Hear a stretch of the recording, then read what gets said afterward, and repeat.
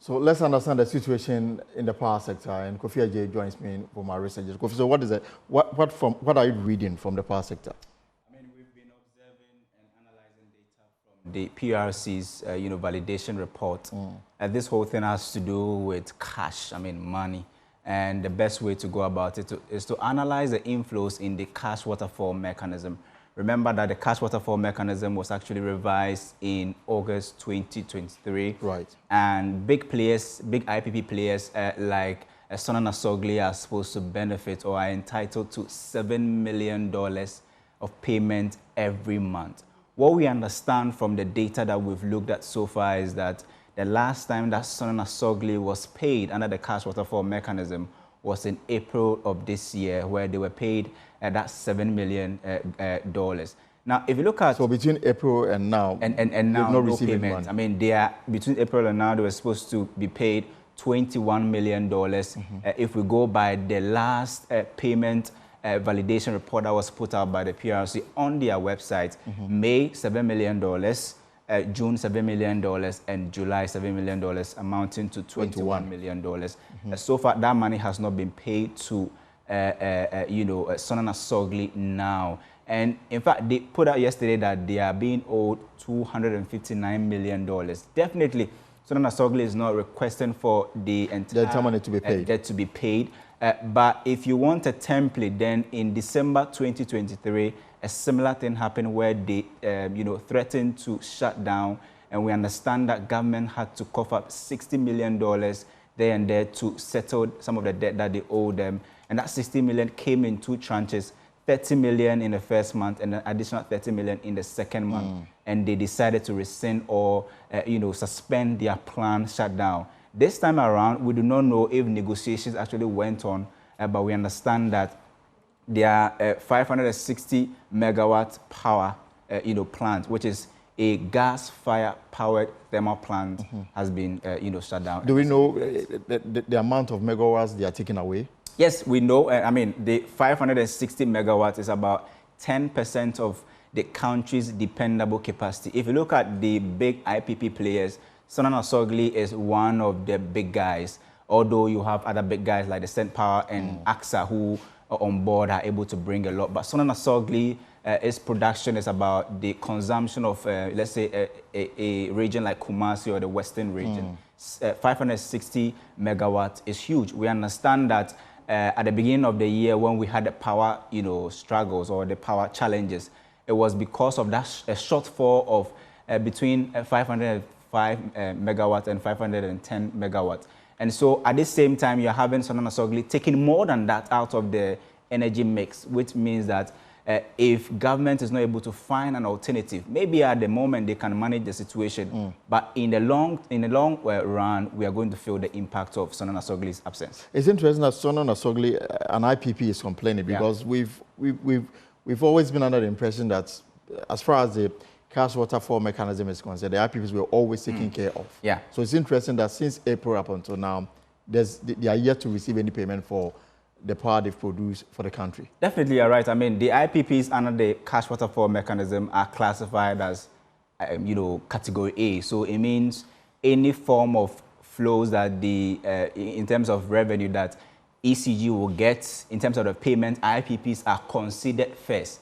Because in terms of the current generation mix, they produce the thermal, power, and they account for about 60% of Ghana's dependable capacity. At every point in time, you cannot have the IPPs going off stream. That is why they are classified as A. But we understand that, remember, somewhere around June, July, I think August or so, the finance minister came out that some 5 IPPs have agreed to restructure the debt. Exactly, to take some haircut.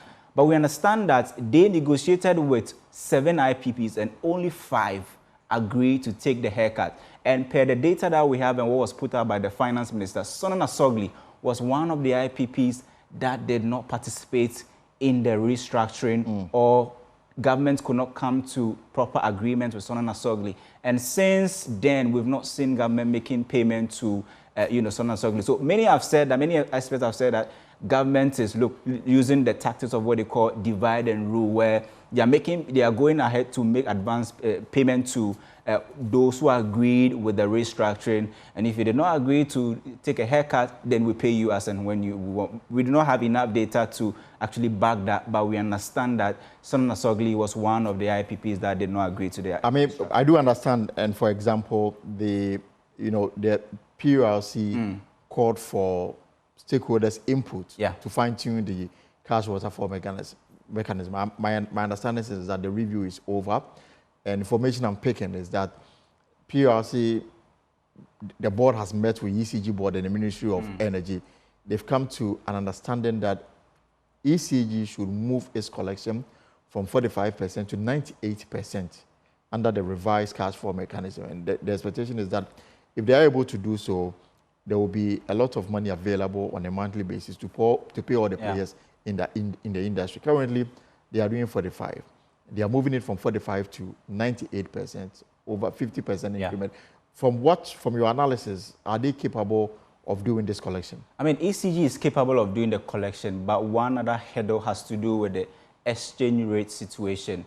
Remember that at the beginning of the year, ECG was working with an exchange rate of $1 to 11 cedis, 90-something pesos. Right. Remember that ECG produce almost all their power in dollars, and they do the revenue collection in cedis. So anytime they are at the point of making their debt servicing obligation, they are caught within a certain tight web where the exchange rate situation always affects ECG.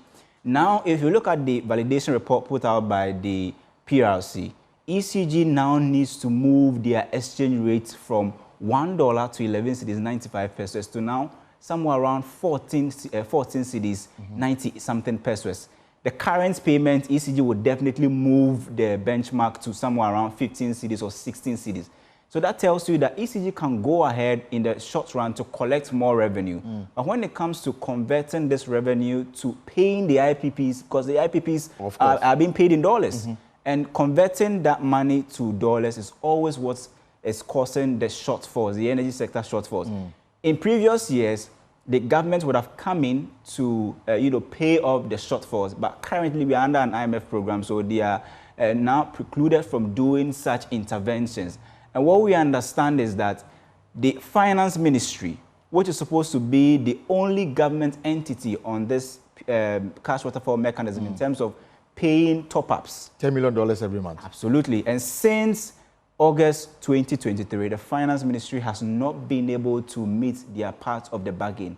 And many have said that if the finance ministry is able to come on board and pay their monthly top-ups, maybe the ACG will not find itself in... The other concern here from VRA especially, and then VRA officials are saying that correspondence they have indicates that the IPPs are also demanding a revision of the monthly payment from, I think, $45 million to $59 million.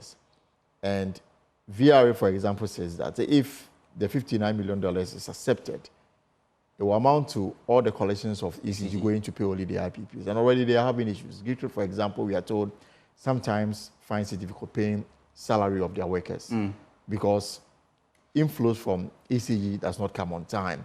So clearly there are issues with cash flow in the energy sector. And here's the case, one player has taken his plant offline. Wondering, there's a fear that the IMF intervention may suffer and other interventions may suffer as well. If things are not resolved going forward, what do you anticipate will happen? I mean, if you look at the Sunon Asogli is a big player in the IPP space. And one thing that we must pray that must not happen is what we call the cascading effect or the snowball effect, where Sunon Asogli has now been seen by some of the IPPs that, look, they've actually gone ahead to shut down because they don't have the money. They've been producing, they don't have the money, so they've shut down.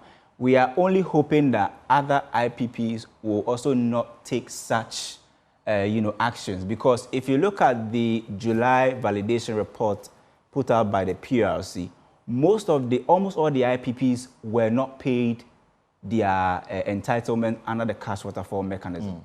And some of them are still expecting their payment. I'm sure ECG is going ahead with other payment. But if they look at their debt and say, look, big brother like Sunon Asogli is off, they've decided to shut down, maybe let me also follow the same path. If they begin to do so, then that will become very problematic for the country, and we could face one of the biggest energy sector crises in terms of the power outages. We should possibly pray or hope that government is able to use the tactics they used in December 2023 to, restrain Sunon Asogli when they tried to do the shutdown in that time. I mean, now they've gone ahead, but what is government doing to make sure that they come back, on stream? Because 560 megawatts, trust me, is very significant. Of course. Kofi, thank you so much for coming through. Let's stay on this matter because senior staff of the Volta River Authority, they stormed Parliament this morning to demand the immediate withdrawal of some bills seeking to merge VRA with Blue Power Authority. The staff say the proposed merger is just a ploy to sell of VRA and Bui assets to private interests. Herbert Krapap assured the senior staff government will no longer pursue the bill in Parliament, but they want more. They are demanding that the bill is withdrawn entirely from Parliament, despite the fact that they are yet to be late. Listen to the chairman of the VRA Senior Staff Association, Theophilus Tetanya, addressing journalists in Parliament.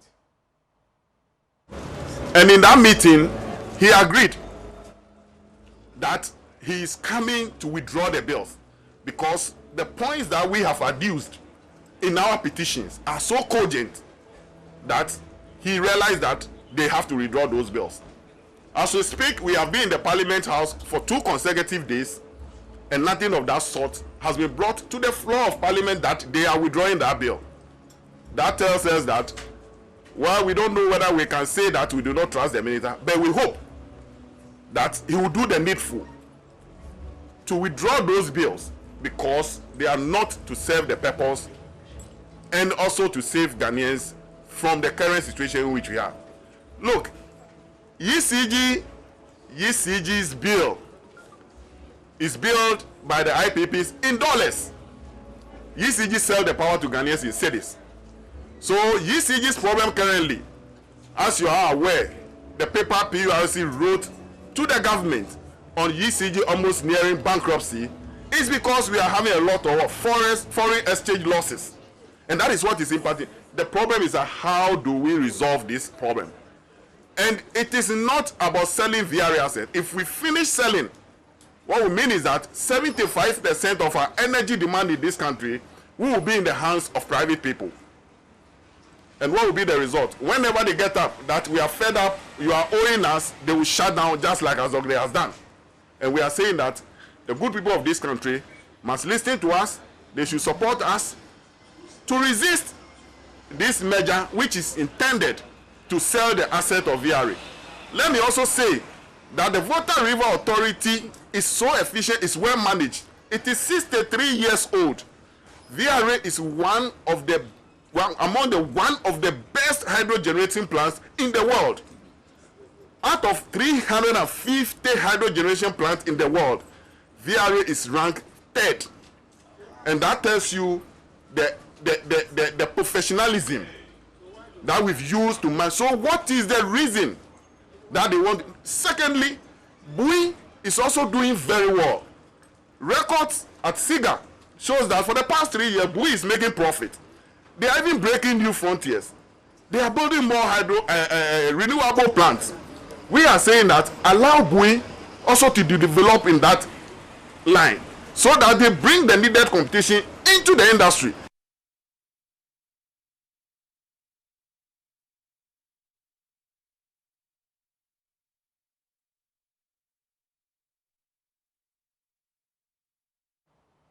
Right, so the senior staff members are still locked up in a meeting with the Mines and Energy Committee of Parliament to present their concerns after addressing the media. I'll have details for you after that meeting today. Let's take a short break and return with more here on The Pulse.